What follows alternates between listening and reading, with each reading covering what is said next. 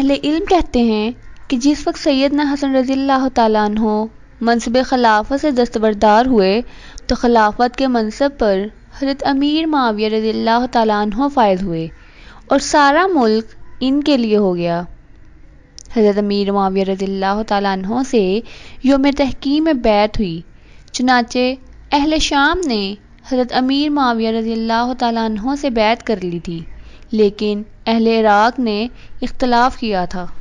اس کے بعد حضرت حسن رضی اللہ تعالیٰ عنہ نے حضرت امیر معاویہ رضی اللہ تعالیٰ عنہ سے صلح کر لی، جس کے بعد تمام لوگ حضرت امیر معاویہ رضی اللہ تعالیٰ عنہ کی بیعت پر متفق ہو گئے۔ چنانچہ امیر معاویہ رضی اللہ تعالیٰ عنہ مقام خیف منی میں پیدا ہوئے۔ حضرت امیر معاویہ رضی اللہ تعالیٰ عنہ اپنے والد حضرت ابو سفیان رضی اللہ تعالیٰ عنہ سے پہلے ہی اسلام قبول کر چکے تھے، چنانچہ نبی اکرم صلی اللہ علیہ وآلہ وسلم کی صحبت سے مستفید ہوئے، نیز کاتب وحی کا اعزاز بھی حاصل ہوا۔ حضرت امیر معاویہ رضی اللہ تعالیٰ عنہ اپنے بھائی یزید بن ابی سفیان کے لشکری بن کر رہتے تھے۔ پھر یزید بن ابی سفیان امیر المومنین حضرت عمر بن خطاب رضی اللہ تعالیٰ عنہ کے دور خلافت میں دمشق کے علاقے کے گورنر بنائے گئے تھے۔ چنانچہ جب وہ بیمار ہوئے تو انہوں نے اپنے بھائی امیر معاویہ رضی اللہ تعالیٰ عنہ کو نائب بنا دیا۔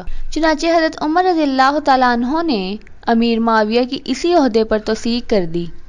چنانچہ حضرت امیر معاویہ رضی اللہ تعالیٰ عنہ 20 سال تک شام کے گورنر رہے۔ یہ مدت خلافت فاروقی اور خلافت عثمانی میں گزری۔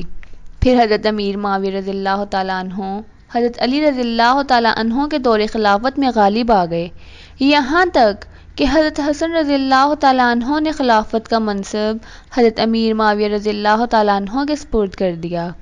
چنانچہ بعد میں تمام لوگ حضرت امیر معاویہ رضی اللہ تعالیٰ عنہ کی خلافت پر جمع ہو گئے۔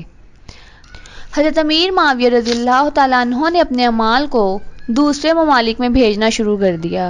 یہ حالات سن 41 ہجری میں رونما ہوئے، اسی لیے اس سال کا نام عام الجماعت یعنی اتحاد کا سال رکھ دیا گیا، کیونکہ تمام امت مسلمہ افتراق و انتشار کے بعد ایک امیر کی قیادت پر متحد ہو گئی۔ نبی اکرم صلی اللہ علیہ وآلہ وسلم کے دور مبارک میں ایک عورت نے حاضر ہو کر عرض کیا کہ وہ حضرت امیر معاویہ رضی اللہ تعالیٰ عنہ سے نکاح کرنا چاہتی ہے۔